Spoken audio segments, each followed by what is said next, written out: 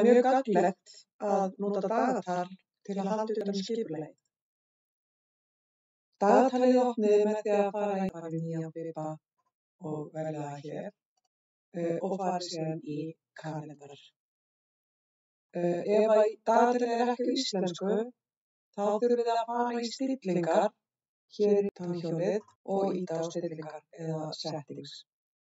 Þá veljið þið hér íslensku, landið og dagsetningarsniðið.